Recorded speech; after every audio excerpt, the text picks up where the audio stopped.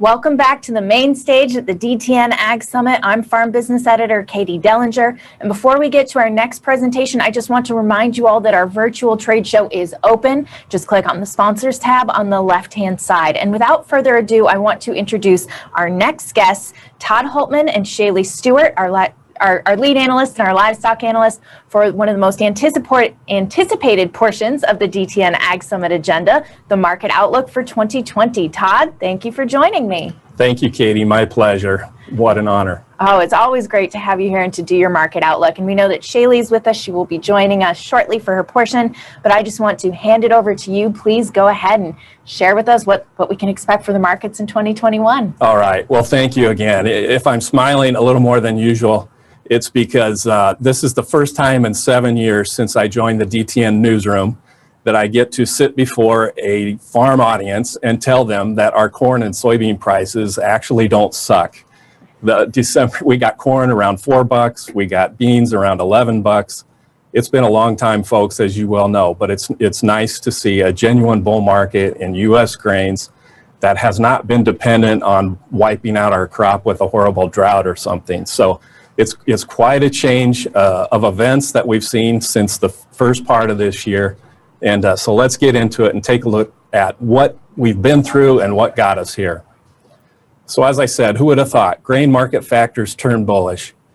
China appears to have a corn soybean shortage, and perhaps pork we could add to that list, and maybe some other grains. But overall, I say China seems to have a corn soybean shortage going on because we don't exactly know what's happening within the country, and simply because it's a closed economy. And the fact is, we don't have a lot of good evidence. We always have to go on clues and rumors of this and that happening, and it's very tough to nail down exactly what's going on in China. And I'll talk more about that as we get into the session. But they do seem to have a genuine shortage of feed grain happening in the country. And it hit us at a very good time, just as our U.S. crops were available to export. Second thing, South America's weather off to a shaky start. As you know, those of you who heard Bryce's presentation yesterday, we have a La Nina event going on. We have the threat of dry conditions, especially the past 60 days. It's been a very dry start, drier than normal start in Brazil and Argentina, and that La Nina condition is expected to remain in effect. So it may not be a banner year for South America's crops, even though they were expected and have expanded their plantings. And then lastly, the outside economic forces.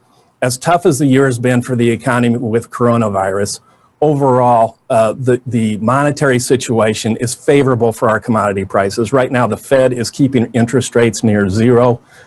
World estimates of economic growth down 4.4% this year, but they're looking for a rebound of 5% next year. Now, we don't know for sure if that big rebound is going to come next year or not, but we do have hopes that these vaccines that are on the way are really going to help out. And yes, there's got to be a lot of pent-up demand in that economic picture. And then lastly, along with those low interest rates, we have a U.S. dollar near 2.5-year lows, and that certainly helps us on the export front a bit. So something we haven't seen. So this appears to be a time when the market forces have been coming together and have conspired to really help us with our corn and soybean prices and also even wheat a little bit generally. So it's a nice way to start off a new year in 2021.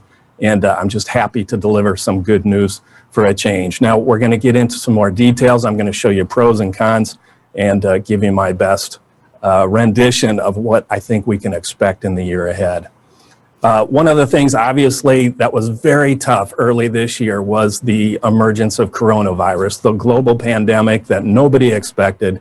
When I was talking to you last year in Chicago, this was not even on the radar at that time. Nobody knew what a tough year this would be in terms of that coronavirus.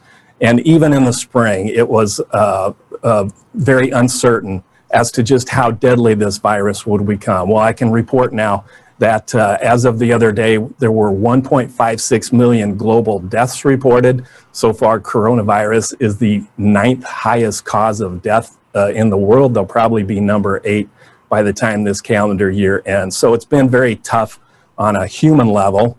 But I want to repeat again, though, that in terms of feed demand, and I know it maybe sound crass to talk about it in these terms, but I am a market analyst and we are talking about grain markets and grain market prices.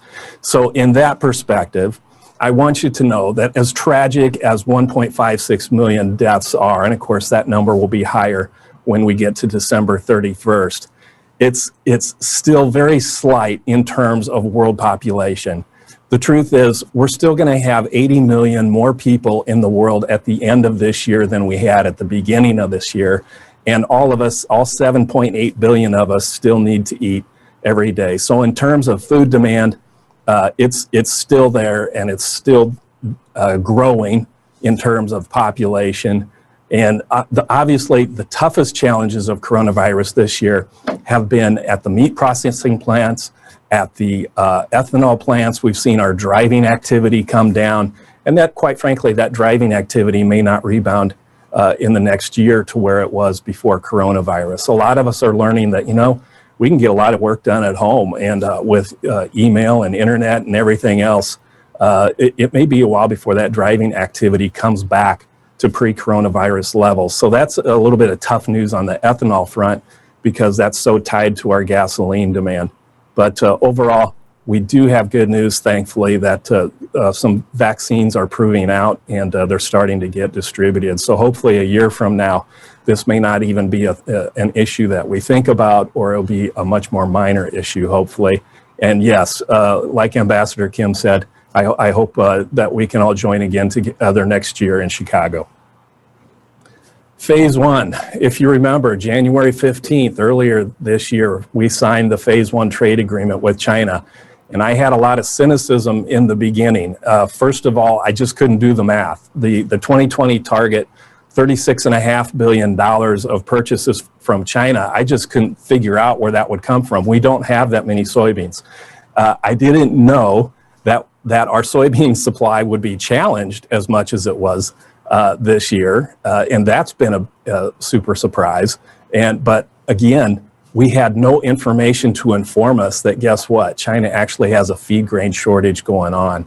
And so that hurt us in a sense that early in the year, we really underestimated the tidal wave of demand that we would see for U.S. products from China. Now, obviously, yes, prices have benefited. We'll talk more about this in a bit, but I just want to point out that so far, the U.S. Census Bureau gives us a tally of 18.8 billion bushels of U.S. ag product purchases from China in the January to October period. So there's 2 months left. I think given what we expect from soybean shipments in November and probably what we'll see in December, I think the total number will probably get up to about 26 billion. Now that's not 36 and a half. It's still far short of that, but I would say it's much better than many of us expected earlier in this year. If you recall, at USDA's February outlook, even USDA's own chief economist estimated purchases at $19.5 billion in 2020, and I thought that was a reasonable estimate at the time. I thought somewhere between there and maybe 21, but here it is. It's probably going to prove out to about 26. Soybeans, by far and away, are the top purchase item, as it always is. Typically, soybeans are about half of China's purchases. This year, it's running about 42%. Pork has had a big jump. It's almost at the $2 billion mark. Corn was one that was totally unexpected. China has not really bought much corn from the U.S. for the past 6 years, and here they're already up to 440 million bushels, or almost $700 million in export value. So a lot of nice bullish surprises, which happened to come along at the time of the phase one agreement. And I have to say, I think this agreement has gotten a big boost from the unexpected shortage that none of us saw coming earlier this year. And when I say us, I mean USDA officials, private analysts, anybody that watches and studies U.S. markets earlier this year had no idea about how big China's demand would be this year. And actually, the talk was that we were very concerned it would be much lower than expected, because coronavirus did hit China very early this year, as you know, and that's where it all began. So a nice bullish surprise. but I do have some other comments about that later. Now, about midway in the year, we started seeing bullish hints of things changing our mind about prices and about supplies moving forward. And one of the early things that happened, as you know, was the August 10th derecho storm that swept through Iowa, which Bryce talked about yesterday, and also hit 7 states, laid crops flat in a wide area. And here, the picture on the right you see is a picture I took 5 days after the storm south of Marshalltown, Iowa. Before that storm, that corn crop looked very good right there. It was taller than I was, very rich grain. And as you can see, it got laid down pretty flat in the picture. And it was a bit of a jungle to try to walk through. But we saw, just field after field after field like that. And if you saw the grain bin that Bryce had yesterday, which we saw in Luther, Iowa, it was somewhat breathtaking to behold the damage that we just got a little sample of. Well, this is how quickly our fundamentals changed in 2020. In the month of June, USDA was estimating 3.32 billion bushels of ending corn stocks. We're now at 1.7 billion bushels, and that estimate will probably stay about the same on Thursday when USDA has their next estimate. Soybean stocks were estimated at 610 million bushels in August. At the time, the soybean crop had its highest crop rating in at least 10 years. It was actually looking very good. And now we're looking at a soybean crop of 190 million bushels. And actually, it's probably going to be less after Thursday's WASDE report. And I think many of us private analysts are expecting an ending surplus of more like maybe 100 to 120 million bushels. In this space on Monday, you heard Informa give their estimate below 100 million bushels. So it's an extremely tight soybean supply situation we have on hand right now. And then lastly, even wheat ending stocks, which has been bloated for 6 years, have now come down to a 6-year low. So there's been all kinds of sudden changes in fundamentals. And quite frankly, in my 35 years of following commodity markets, I cannot think of a time or any other comparable year that started so bearish and ended so friendly or so bullish by the end of the season. It was just really a little bit tough to put our brains around at times, but that's how quickly things have changed. All right, let's get into the outlook for corn, and I just want to kind of dissect the most important things about corn to help you understand this market. As we look at a history here of ending corn stocks to use ratios since going back to 1985, you see on the far right side, the red bar is our new 1.7 billion bushel estimate. That's about 11.5% of stocks to use on that ratio. That's the lowest corn surplus being estimated in 7 years. And I think as far as we can tell right now, that's a reasonable estimate. The export number is the big question mark that we have moving forward. But why are the corn stocks down? Well, it's partly from the drought type of hit that we took in August, and it's partly from the boost of unexpected exports that we got, mainly from China, but also from other countries.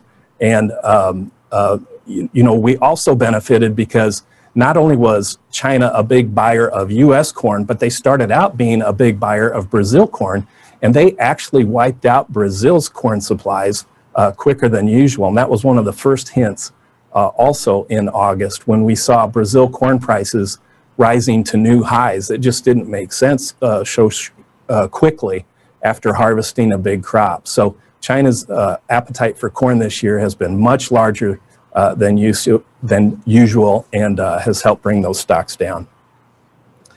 This was the first bullish WASDE report that we saw in the year, and this made a significant change in fundamentals. On June 30th, we had an acreage estimate from USDA that surprised everybody. And now I'm going to have criticisms about USDA's numbers later in this, but I want to applaud them for their acreage estimate this year. Number one, it was much better than a year ago. Of course, they had much better weather situation to deal with, so it was easier for them to make a more accurate estimate.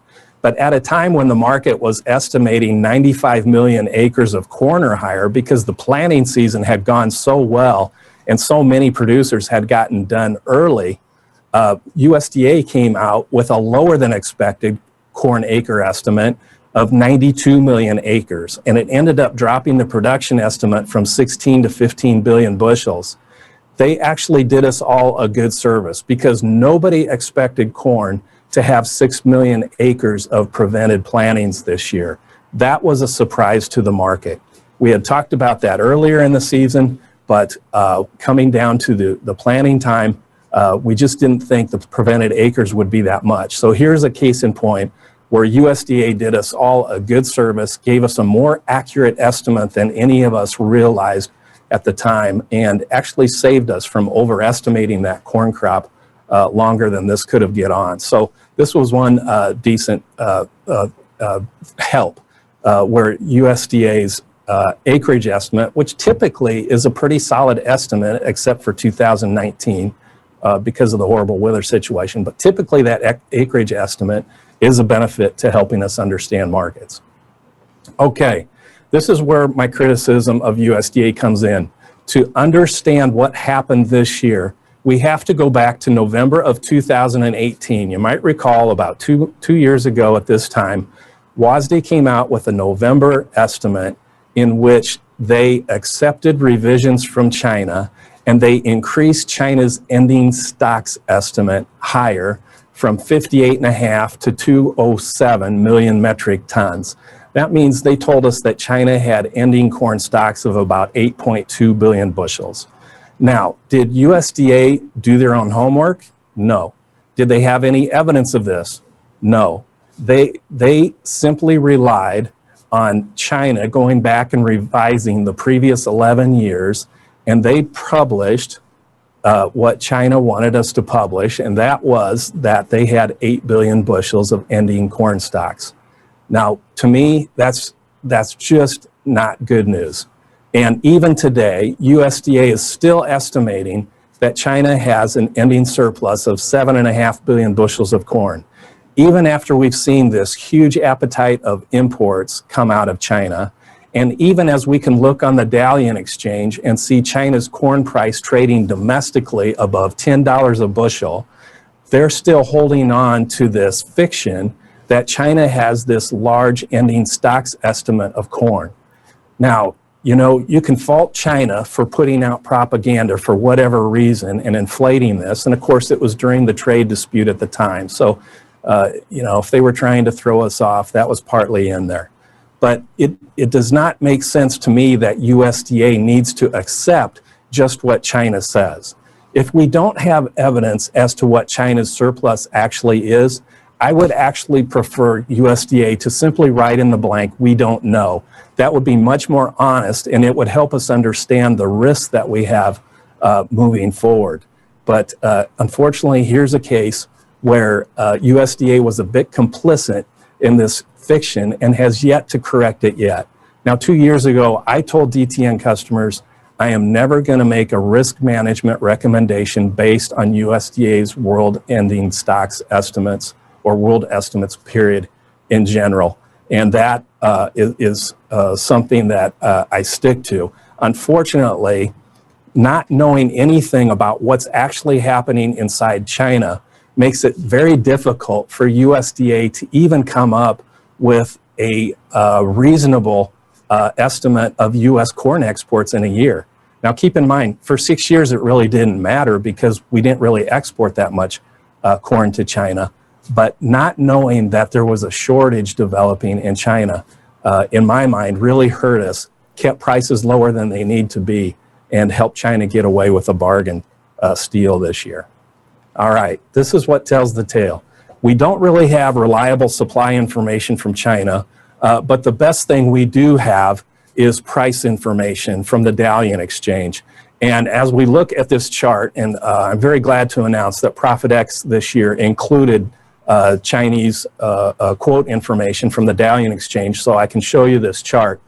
It's been a wonderful development and help to our analyst team and our effort to serve you. We can look back and see that in late July, China's corn prices jumped higher.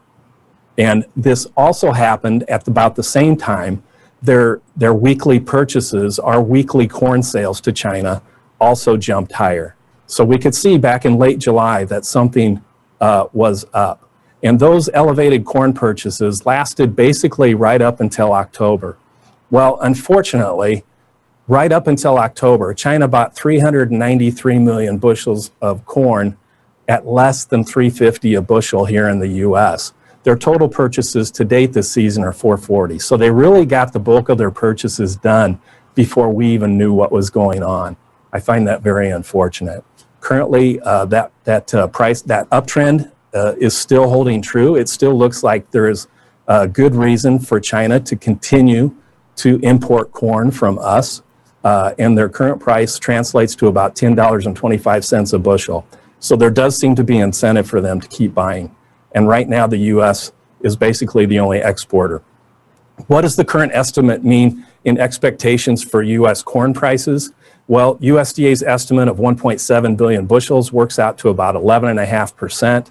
That gives us a target roughly of $4.20. All the blue dots you see on this map are historic cash corn prices. And they're arranged in order of where USDA estimated ending stocks to use ratios at the time. So the red arrow on the bottom is marked at 11.5%.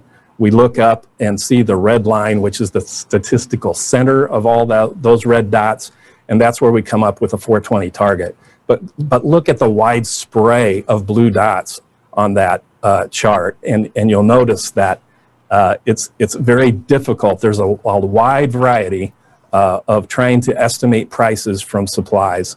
And it's just that markets are emotional and there's a lot of factors in play. So we say $4.20 target, but there's a lot of play in the actual price that could actually happen there.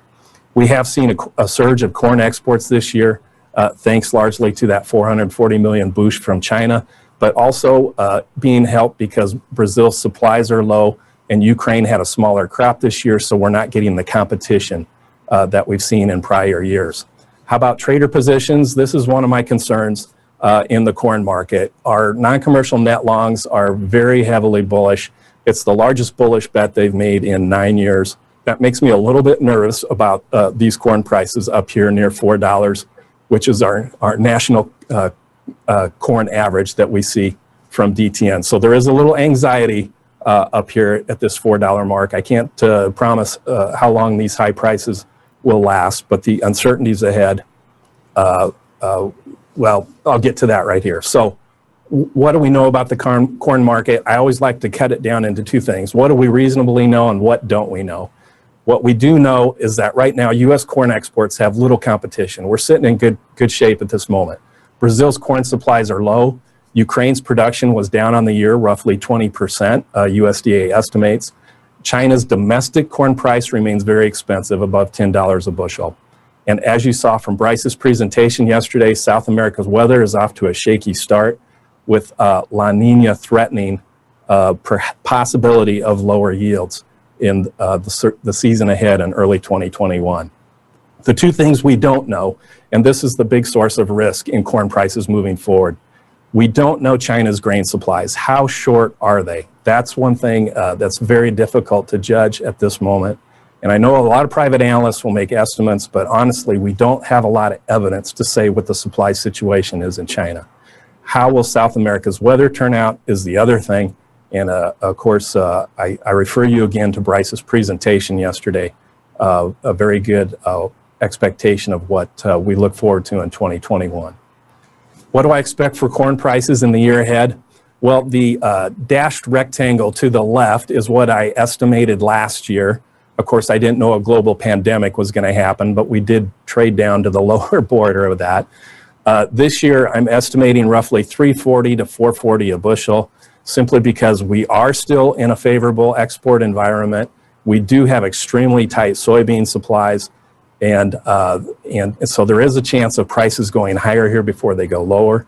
Of course, how South America's crop will turn out and how much corn we plant in the spring will have a lot to do with prices later in 2021. I do expect corn and soybeans to roughly split at 89 to 90 million acres in 2021. That's my early expectation. Okay, very quickly, I need to get to soybeans, but I just want to mention on wheat, even wheat has seen fundamental improvement this year. There's still a lot of wheat available, but our U.S. supplies are down to an ending stock estimate of 877 million bushels. That's about 42% of annual use. That's the lowest in 6 years. So we do have reason to expect a little more support than usual in our wheat prices this year. Cash hard red wheat prices currently at $5.10 are a little higher than the price target of $4.70, but of course, part of the reason they're higher is because traders are also anticipating what the 2021 crop will be like, and right now as they look out, they see a dry Russia and a dry western United States. How about spring wheat prices?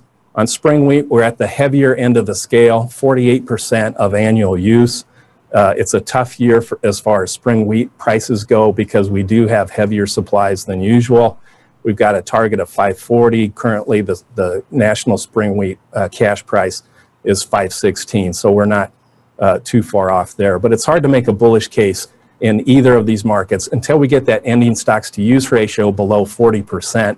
And to do that, we really need help from adverse weather. And of course, that's really not going to be an issue until spring. So we're always in kind of a wait and see mode there. What do we reasonably know? Ending stocks are at a 6-year low. Good reasons for support. Export demand this year is flat. Nothing to brag about. We're basically on the same track as last year. Russia's fall was the driest in 30 years. So there is a possibility of a lower crop in 2021, but we're still several months away from that. And we do have widespread drought early in the western U.S., which Bryce pointed out yesterday. And that drought expectation is expected to continue this winter through the southern plains. So we don't see much relief there. The things we don't know, obviously, what will spring conditions be like? A good spring could go a long way to helping this wheat crop turn out fairly decently. And of course, we also don't know how long the corn and soybeans will remain in bullish markets. That's also been a big factor helping wheat prices.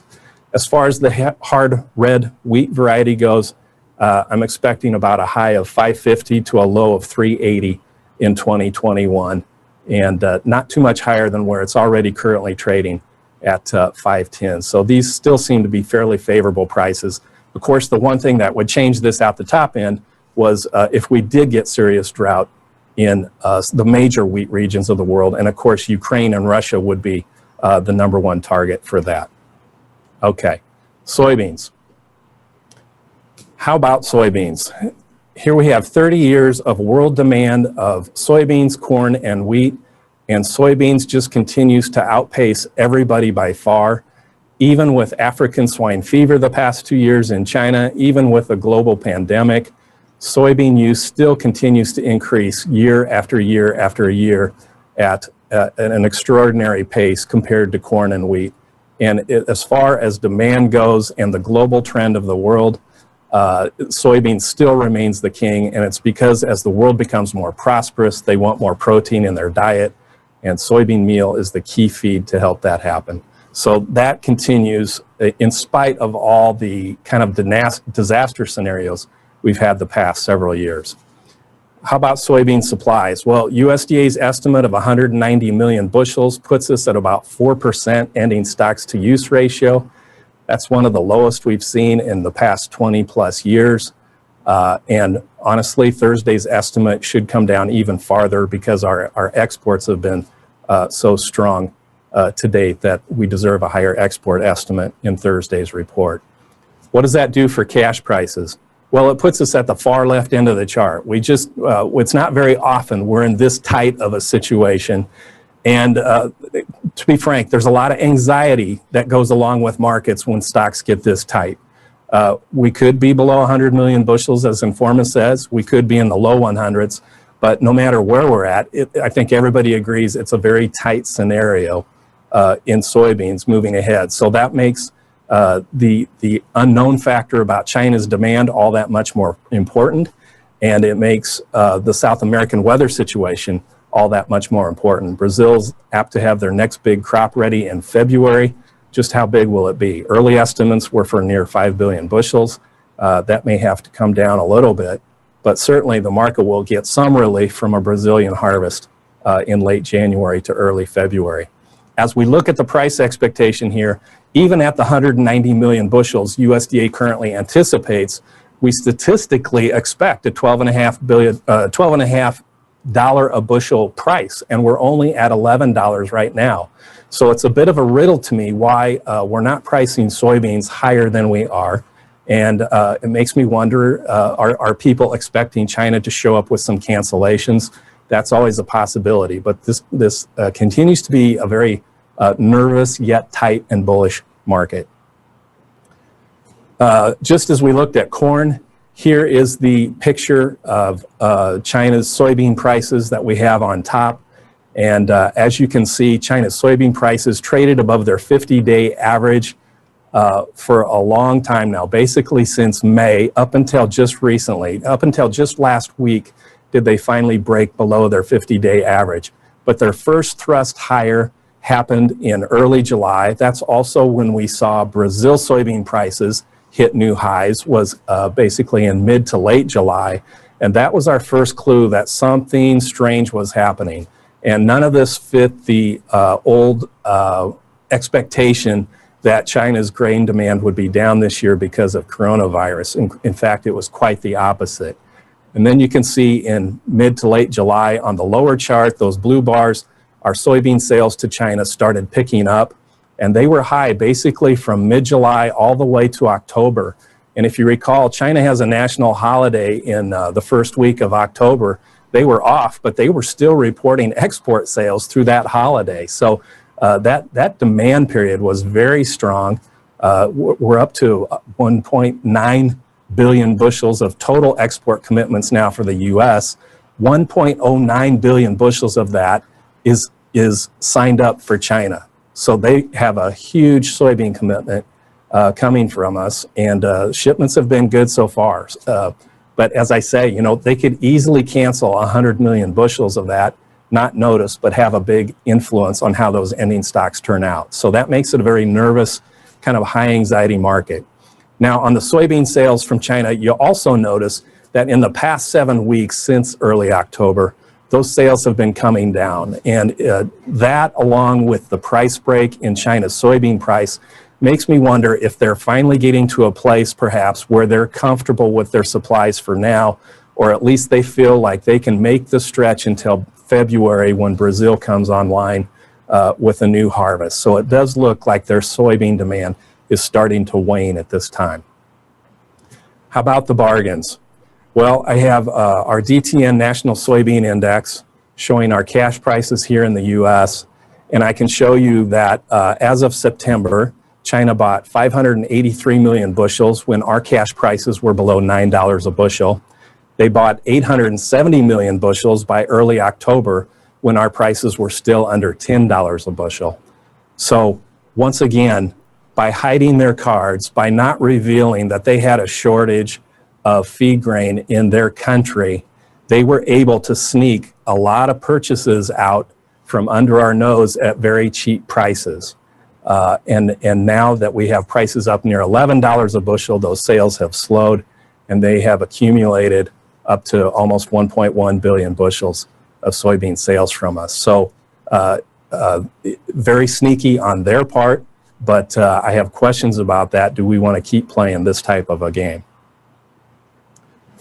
This is the one concern I have about soybeans right now, along with the possibility that China's demand is starting to slow. When I look at the January-March soybean spread, we can see there's been a large drop in that spread. In early October, January was trading 25 cents over the March contract, which is what you would expect when soybeans are tight and people are scrambling to buy. Since that time, however, we've lost that entire premium, and now we're about 4 or 5 cents under the March contract in the January. That premium has completely disappeared. It looks to me that the time of urgent demand for soybeans has finally gone away. Trader positions, this is a big concern. Non-commercial net longs, record levels. They've actually been at record levels or near record levels for a long time now. This is a huge bullish bet in soybeans. If there's ever any disappointment, this is going to be a huge source of selling someday. I don't think we're there yet. The U.S. trend has not broken yet, But this sets us up for a very high anxiety, high volatility type of potential we have in the soybean market. And again, our current cash prices average out at $11 for the country. Okay, what do we know for sure?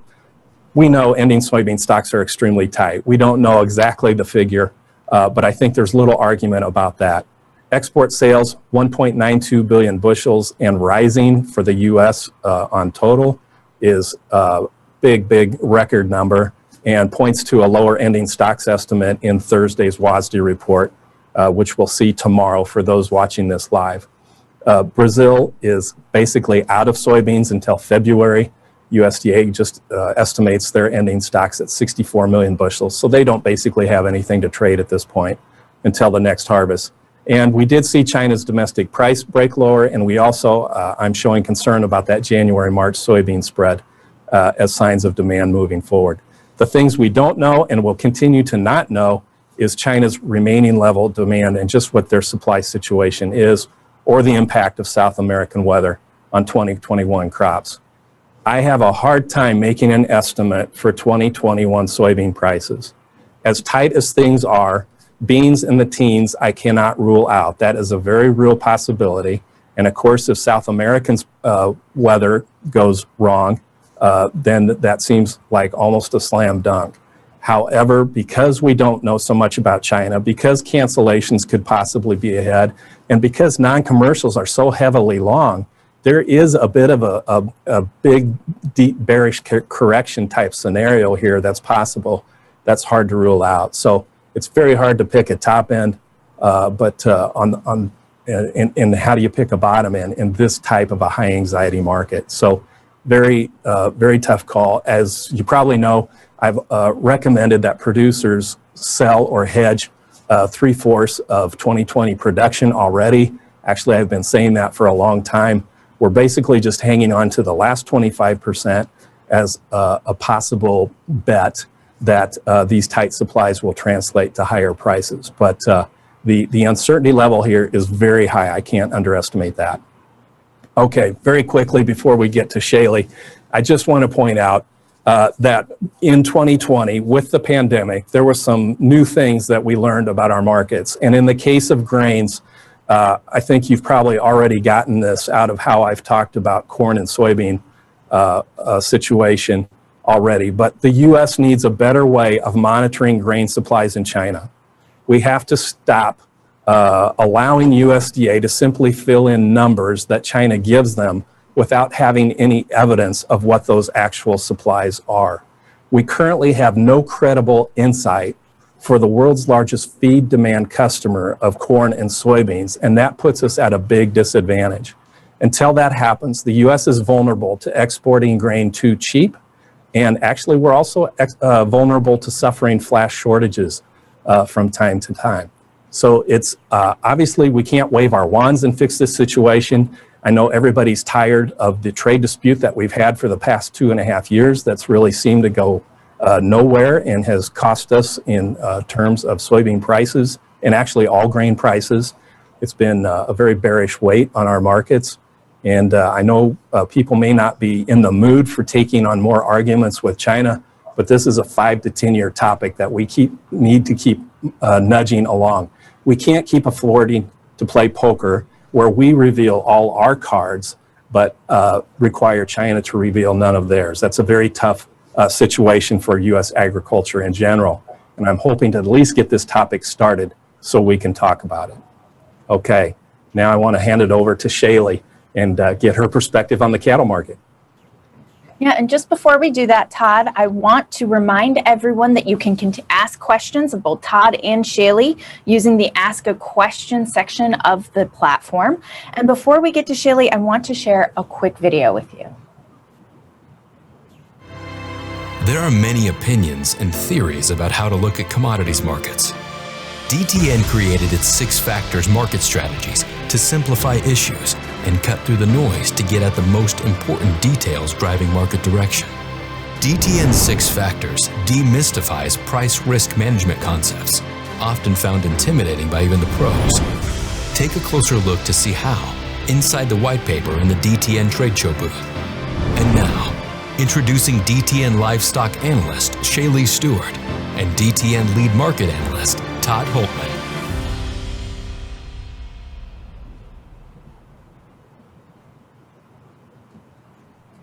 All right, we're back at the set, and I'm happy to welcome ShayLe Stewart with us. She's with us from her home in Wyoming. ShayLe, take it away. Good morning, market enthusiasts. I hope that you've had a wonderful 2 days at the DTN Egg Summit. I guess this is now your third day. I guess the time has just ran by me. We've had such a great time together. I want to first and foremost thank everyone that's helped put this event together. It's amazing that we're able to do this together virtually and come together with one another and share our market outlook, share our perspective, and just really hash over the details of 2020 and just come together as a unified market platform and just trudge into 2021 with excitement and encouraging factors. So with that, thank you, Todd, for everything that you shared this morning. I'm excited to learn about those grain commodities. And without further ado, I want to walk you through the beef market, the cattle markets, and everything that we have going forward. So with our next slide, you'll see that largely the theme of 2021 is going to be trying to grasp the new normal. As we walk through 2020, we have gone through landmines, we have adapted, we have changed, we've gone through many different factors of the marketplace. And I am so proud of the beef industry because we've come such a long way from crippling lows. And realistically, 2021 kind of seems to be like the light at the end of the tunnel. We're really thankful that vaccines are becoming available. Whether you like the election outcome or not, I think that all of us can agree that we are thankful that the election process is over.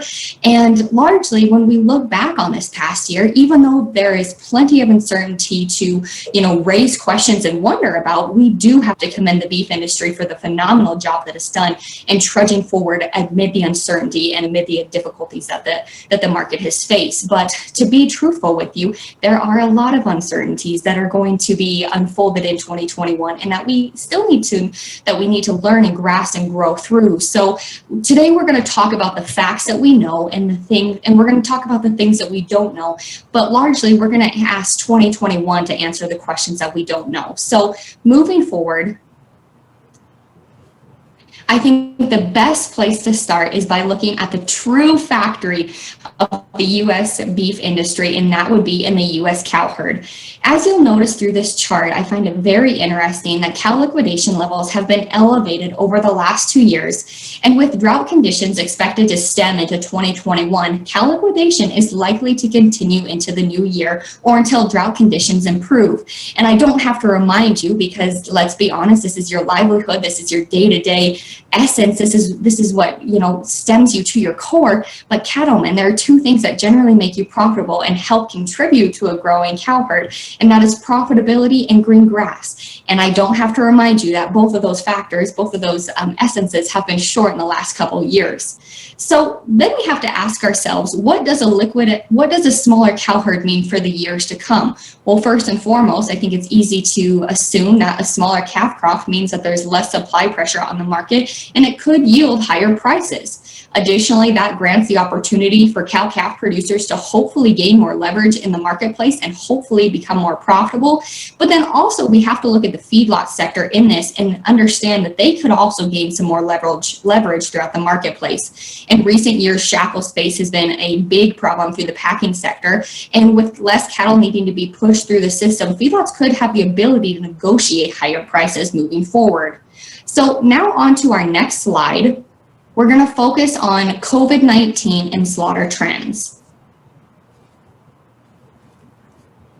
Awesome. These two graphs are very important and very crucial to kind of understanding what unfolded in 2020. And you have a lot of data here that can really just depict what happened in 2021. So starting with the graph on the left, in late April, when packing plants were shut down and the pandemic roared through the beef sector and ultimately to consumers, the market stepped to the plate and really performed. We have to remember that with close to 55% of beef sold to the food service industry, we cannot overlook how well the market navigated through these uncharted waters and continued to market beef regardless of the void in the food service industry.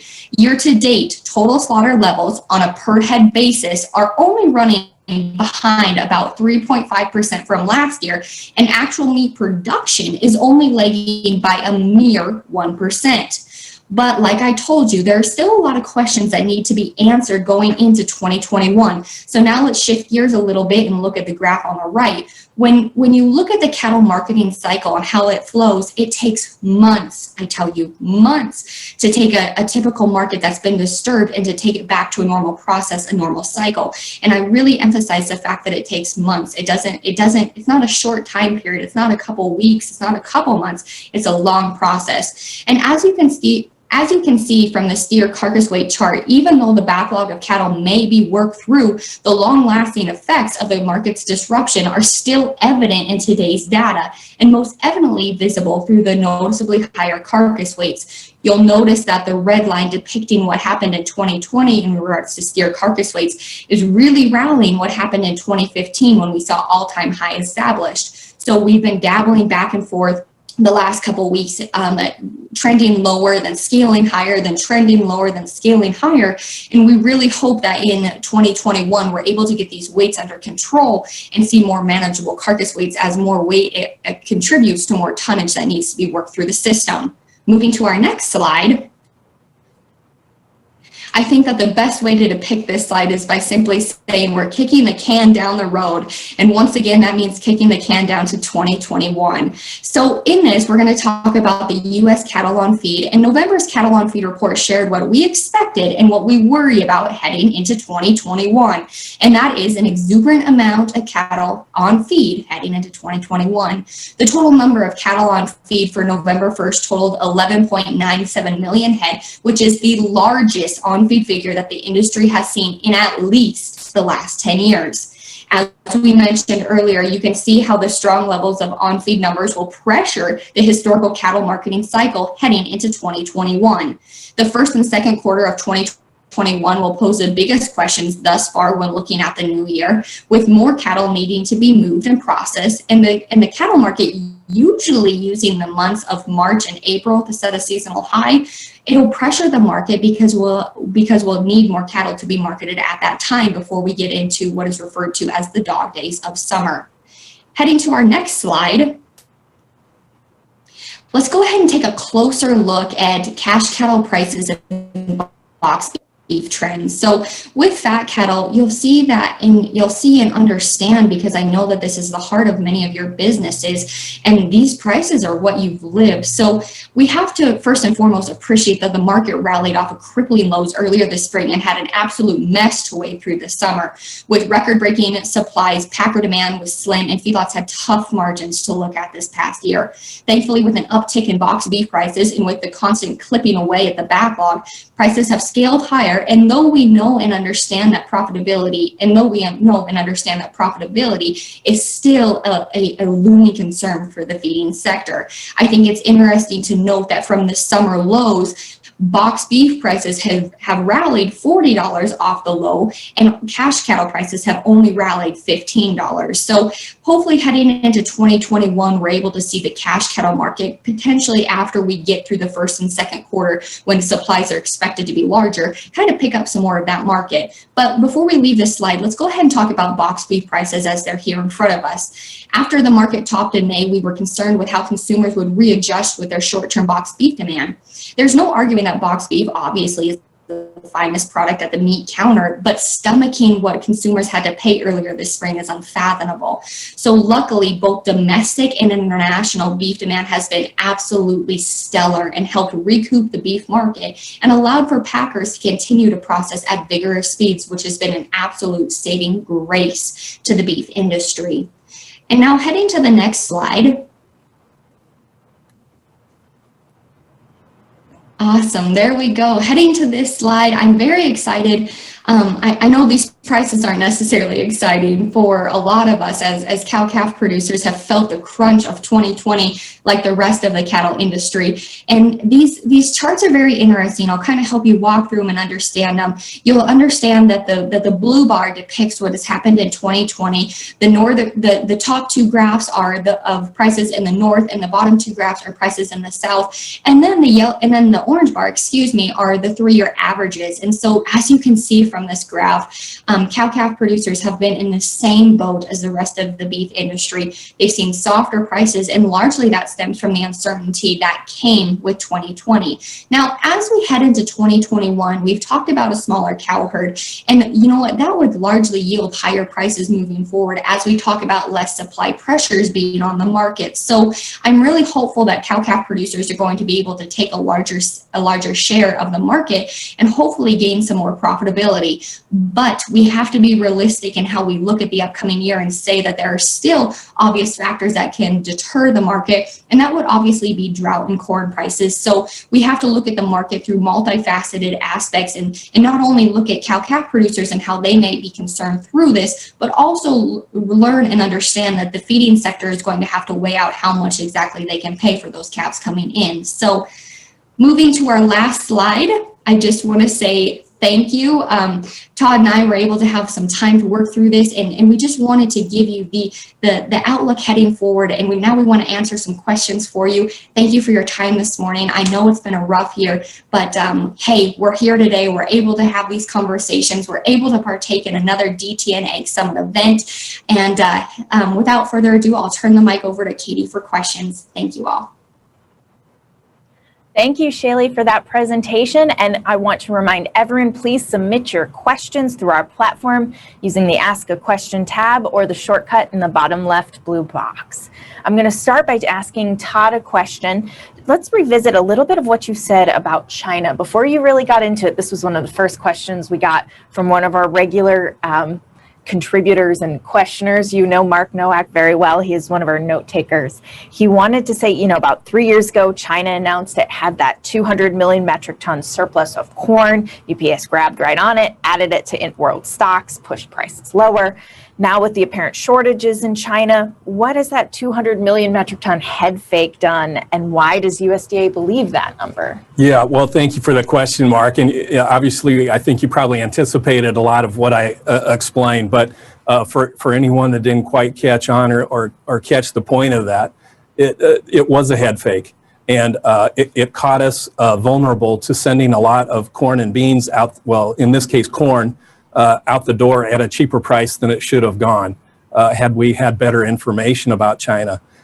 And what continues to bother me today is that estimate is still up there, and it'll probably be up there again in Thursday's WASDE report. And I was actually involved in a workshop. Virginia Tech economists invited me to a workshop to give USDA, a branch of USDA, some advice on some things they could do better. And I asked them specifically about this corn estimate, and you just kind of get crickets in the room. They know it doesn't make sense. They admit they just don't have the resources, obviously, to get better information out of China. So in a way, I'm slightly sympathetic that their hands are tied, but I still say that instead of putting up a bad estimate and pretending to go along with this charade, let's just at least say we don't know.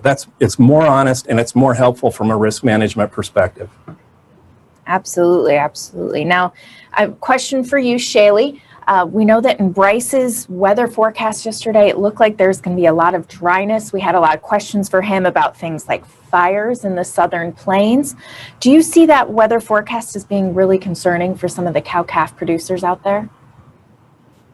Most certainly. I think that is one of the biggest factors to watch heading into 2021 because, like I said earlier, when we look at the main factory of the beef industry of the U.S. cow herd, the two factors that largely influence that are profitability and green grass. It's as simple as that. And when you don't have green grass, and let's just go ahead and say grass altogether or high, input costs, that is something that has to be on all of our radars because that trickles in and that affects not only the different sectors of the beef industry, but in all regions. So given the fact that we're coming from a dry year, potentially heading into a dry year, it is very concerning.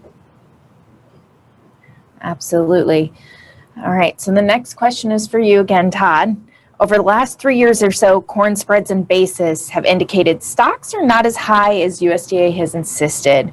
So like the China inventory report from USDA, did they also overstate U.S. corn stocks? Yeah, and actually we talked about that at Summit a year ago, and I felt at the time and still feel that production estimate in 2019 was overstated.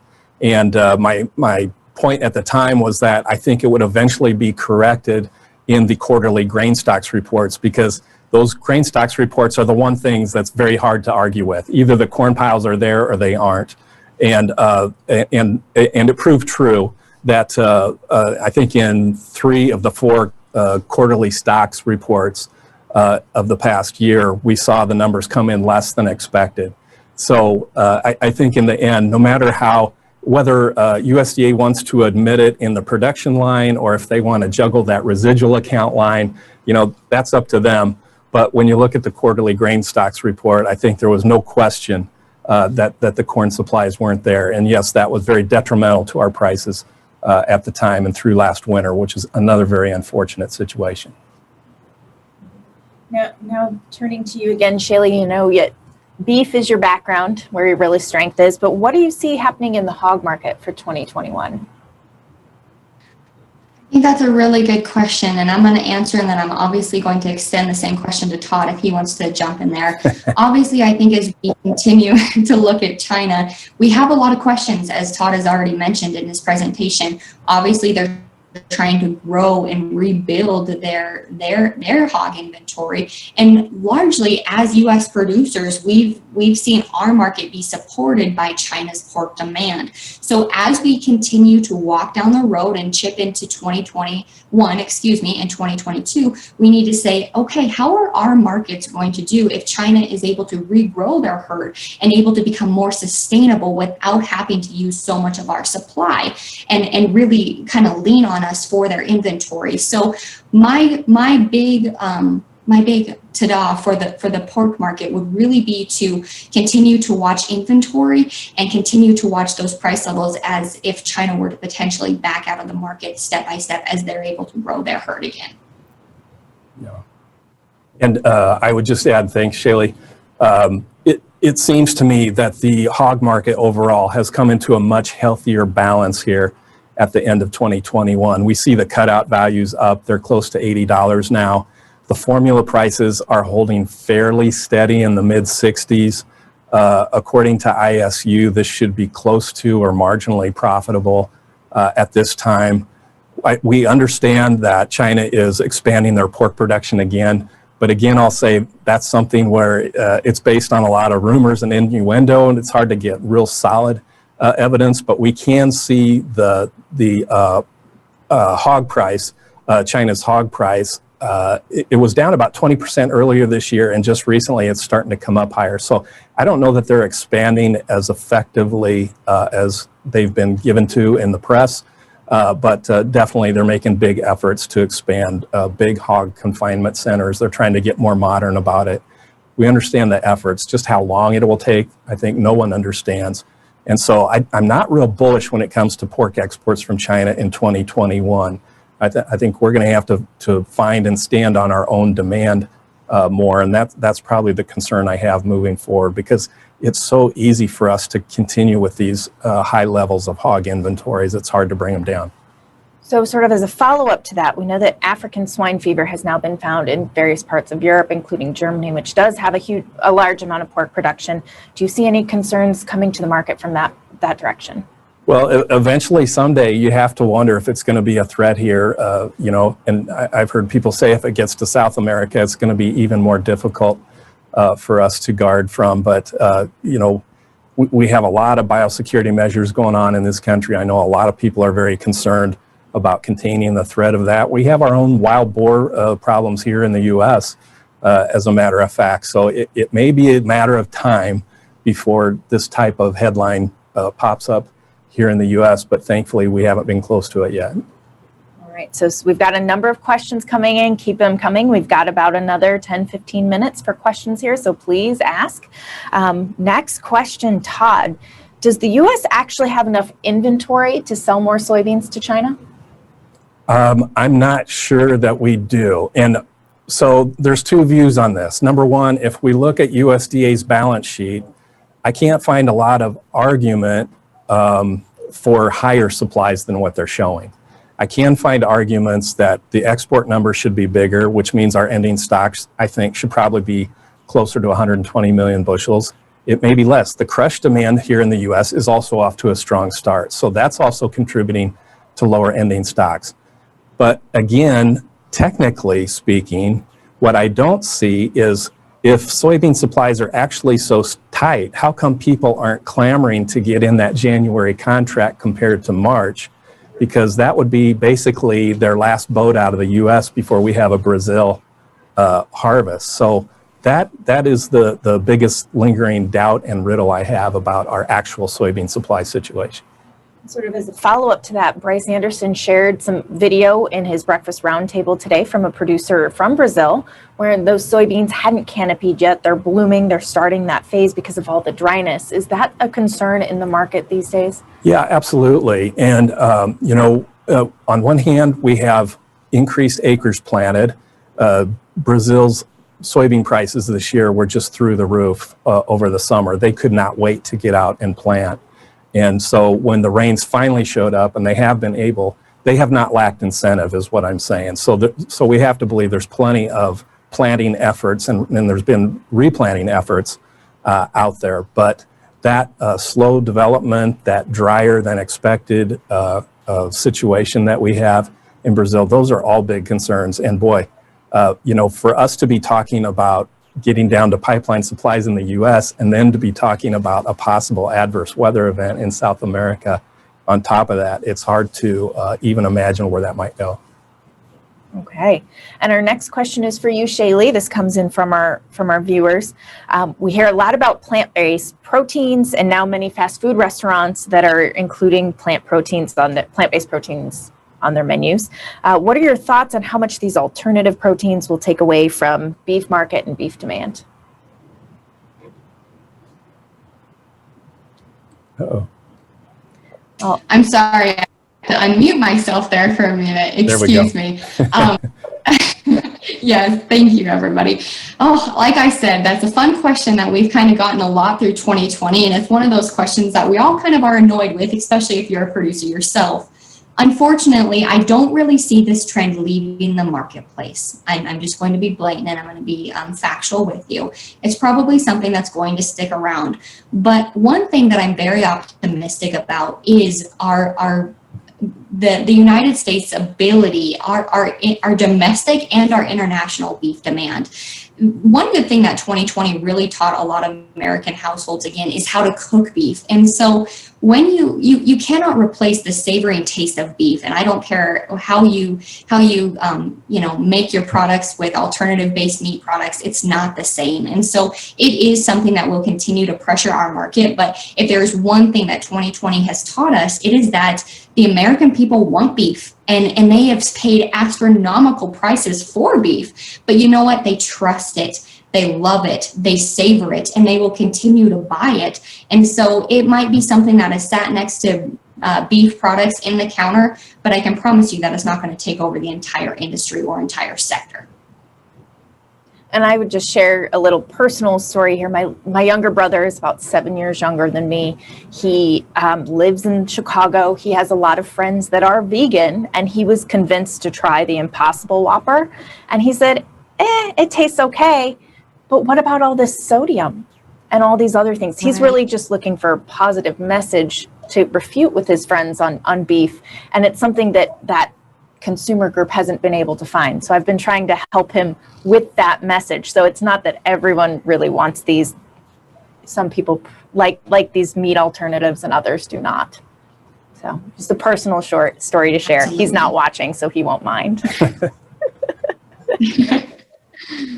All right, now we have another question for you, ShayLe. Have you heard of any concern over forced cowherd liquidation like we saw in the Northern Plains 3 years ago and in the Southern Plains 10 years ago? Honestly, cowherd liquidation, I believe, is a big concern regardless of where you look at in regards to region or area. We have seen some onset in fires in California. Drought has been a concern. I'm not sure if it's going to be of the size and mass as those two dates referred to in the question, but I do believe that, when prices are at the levels that there are, producers are pinched. And when input costs such as, whether you're going to need to be buying hay, whether you're going to be finding leases, grass of the essence becomes more expensive, producers have no other option a lot of the times but to liquidate. Now, I do have to also just remind you though that whenever there is a hardship, there's also an opportunity. So a lot of our fellow cattlemen that are going through this hardship, we sympathize with them because this is not an easy business to be a part of. It's not an easy business to make profits within, and it is strenuous. But I also have to remind you that if you are in a position to where you have you're sitting well with your banker, you have the funds available, this might be a really good time for you to go buy some cheap cows. So I do believe that until we see drought conditions improve, that we will see liquidation throughout the entire country, not at extravagant levels, but at noticeable levels. And so we obviously have to extend our support and our understanding to those folks that are going through that. But then also we have to understand that for those that are in a key position, this could also be an opportunity. Okay, thank you, ShayLe. We've got about 10 minutes left for Q&A, so please keep them coming. We've got lots of time to answer your questions. This next one is for you, Todd.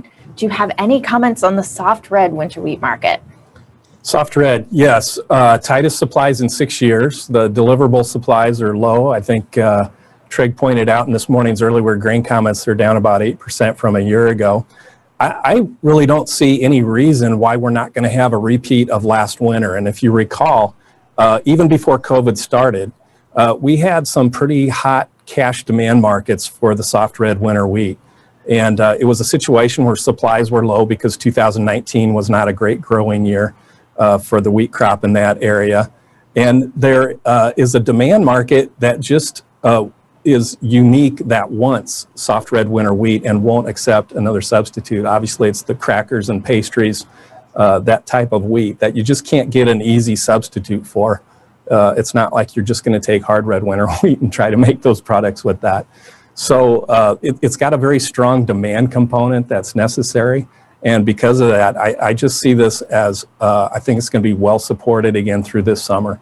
We've had a little weakness in the wheat prices as of late. So the Chicago wheat contract has come down from its 5-year highs. Now I think it's at its lowest prices in about 2 years, and it's looking for support. But I think overall we're going to see a sideways range, and I think we're going to be seeing once again an opportunity on the cash side, possibly of having those cash prices spike above the futures market as the demand comes to the front through the wintertime. Okay, and we've got another question for you here, Todd. With the news this week that Brazilian farmers may have already sold as much as 57% of the crop that's in the ground compared to an average of just 35% at this time of year, wouldn't this exacerbate a move to the upside? Sounds to me like this factor could increase the volatility, especially if U.S. ending stocks numbers fall to 100 million bushels. What are your thoughts? Okay, possibly, yes. But this is another one of those statistics where, how confident are we about that number that they've forward sold 50%? And I know I read that all the time, but we don't even have statistics like that here in the U.S. And so it always makes me curious, who's estimating that. For the most part, I will say that here in the U.S., we can look at our CFTC reports and we can see that the short side of the U.S. market has largely been driven out. We're at our lowest short interest level in many, many years. So having short covering drive a market higher, we've already here in the US seen the best and easiest rally from that situation. There's not much more we can expect from that moving forward. Now, if we want to assume that those numbers about Brazilian farmers are correct, yeah, they could be in a pinch, but still, even with 50% forward sold, typically they're going to have some crop, right? So we're not talking about yield losses in excess of 50%. So yeah, there could be some financial pinch a little bit, but it's already an extremely bullish market for a lot of other reasons. I wouldn't put this reason at the top 10. So talking about some of those bullish reasons, we know that this time of year, people start maybe guessing at acreage for the next year. I know you mentioned you're seeing them pretty 50-50 or pretty evenly split. Can you expand on that a little bit for us? Yeah, well, of course, as you know, we've been in a trade dispute with China the past 2 years, and it's really kept our soybean prices down. And even worse than that, it's taken the confidence out of the soybean market and the enthusiasm out of planting soybeans when, you know, we've had this trade tariff situation with China blocking their purchases. So now that we seem to be out of that syndrome, at least temporarily, and China has a legitimate need for our soybeans, and we're seeing those $11 prices in the cash market, I think there's much more confidence to get back to that 50-50 split with corn. I think corn will always be king for a lot of other reasons, but it was really not good for U.S. ag the past 2 years to see such a heavy amount of corn planted in relation to soybeans. It put a lot of pressure on the corn supplies, and it's not a good mix. Getting back to a 50-50 balance is a much healthier mix, not only for your farms, but also for the market in general and grain prices in general. We need to take some of that extra pressure off the other markets. So one of the things with corn we saw in this past year was some of the disruptions from the ethanol market and fuel on that side. Where do you see ethanol demand going in 2021? Unfortunately, I don't have high hopes. And so right now, the number one limit on ethanol demand is gasoline demand, and it's been running about 12% below a year ago. And so that doesn't give ethanol demand much room to improve, except for it in the export market. We are seeing exports up from a year ago, and that's good news. But, you know, if you can tell me how the coronavirus situation is going to play out, and even if all the vaccines come out, and let's say we're all pretty confident about getting out again next summer, are we all necessarily going to be jumping back in the traffic jam every morning to go to work 5 days a week? I think we've learned, a lot of us and a lot of companies have acclimated to employees working remotely. And I think that may continue for some time. And so for that reason, I don't necessarily see driving demand returning to pre-coronavirus levels in the next year and maybe the next 2 years. So I think we're going to continue to be a little bit depressed compared to where we were before this pandemic hit. All right, well, I'm checking again, but it looks like we've gone through all of the questions from our audience. So I want to thank ShayLe for joining us from Wyoming, Todd joining us here in the studio for that outlook. You can always find out more about our market news and information. We've got a USDA report tomorrow that Todd and I are going to be working on diligently. We know December is not really a big month, but could be this year. Can you give us a quick sort of overview on what you expect tomorrow? Yeah, well, I think they'll be looking at basically one number. What are ending soybean stocks, or what does USDA say they are? So the market's looking for about 165 million bushels, but it could come in a little lighter than that. Just it's up to USDA and how much they want to adjust in the month of December. All right. Thank you very much, Todd. Thank you, Katie. ShayLe. Happy to have you here. And now we're